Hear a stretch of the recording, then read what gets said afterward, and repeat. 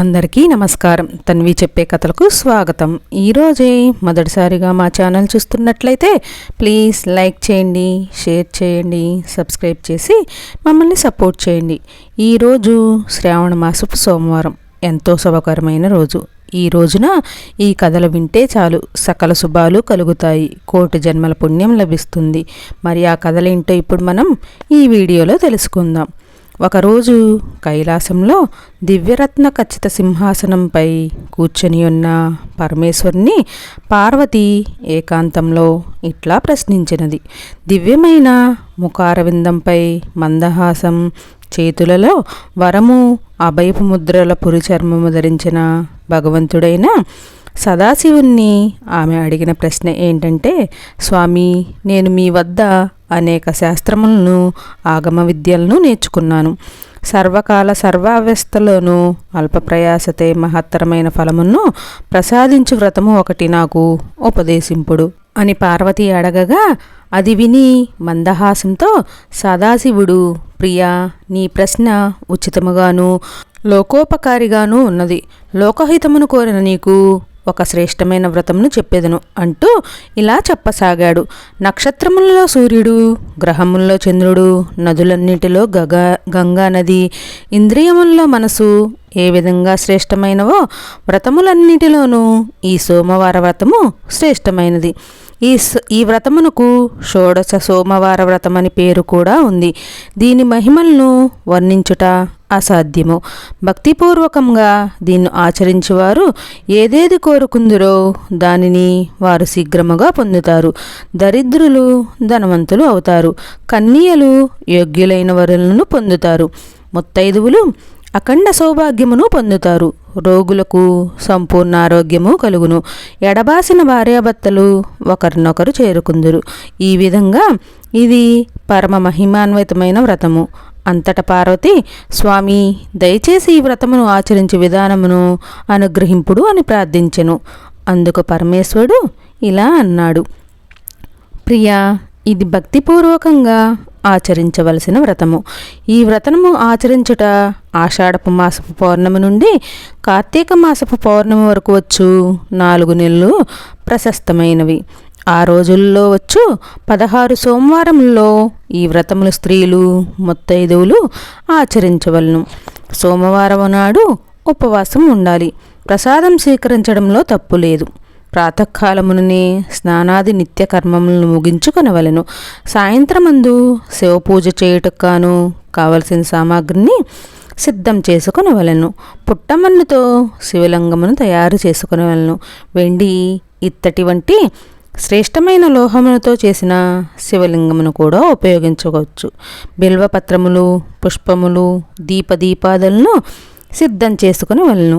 నైవేద్యము కొరకు గోధుమ నూకను వేపి ముద్ద చేసి దానికి కావలసినంత నెయ్యి, బెల్లము కలిపి ఉండలు చేయవలను. ఈ వ్రతముకు కావలసిన ప్రసాదం ఇదే. ప్రసాదమునకు శివునికి నైవేద్యం పెట్టి దానిని 3 భాగములుగా చేయవలను. భక్తులకు ఒకటి, పశువులకి మరొకటి, ఈ వ్రతమును ఆచరించిన భక్తులకు 3వది పంచవలను. ఆ రోజు ఉప్పు తినరాదు. ఇదే విధంగా 16 సోమవారములు శ్రద్ధాభక్తులతో ఆచరించవలను. 17వ సోమవారంన ఉద్యాపన చేయవలను. 16 సోమవారములందును పూజించిన మట్టి శివలింగమును 17వ సోమవారం నాడు జలమునందు వదిలివేయవలను. ఆ రోజున రూజ బ్రాహ్మణులకు అన్నదానము యథాశక్తి చేయవలను. ఈ విధంగా వ్రత విధానమును పరమేశ్వరుడు పార్వతికి ఉపదేశించెను. అది విని పార్వతి, స్వామి, ఈ వ్రత విధానము చెప్పి అనుగ్రహించిరి. దీనిని ఎవరెవరు ఆచరించి ఎటువంటి ఫలమును పొందగలిగారో వివరంగా తెలిపెను అని ప్రార్థించెను. అంతా శివుడు చిరునవ్వుతో వ్రత పూజా ఫలమును చెప్పనారంభించెను. పార్వతి, చాలా కాలం క్రితం ఈ వ్రతమును ఆచరించవటం వల్లనే నీవే నన్ను భర్తగా పొందితివి.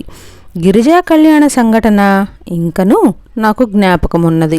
నేను నీకు పతి కావాలన్న ఉద్దేశంతో నీవు ఘోరారణ్యంలో తీవ్రమైన తపస్సు చేసేటివి.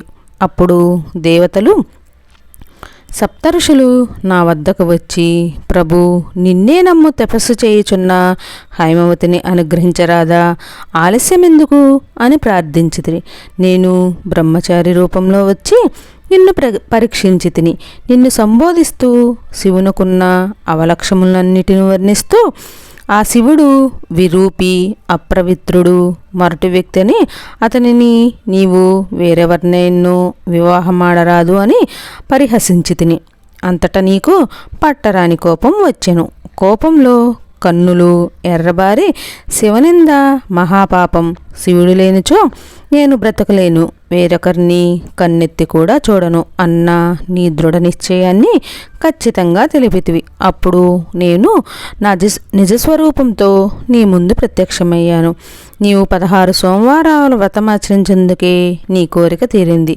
గిరిజా కళ్యాణం అతి వైభవంగా దేవఋషుల గంధర్వ సమ్ముఖంలో జరిగినది.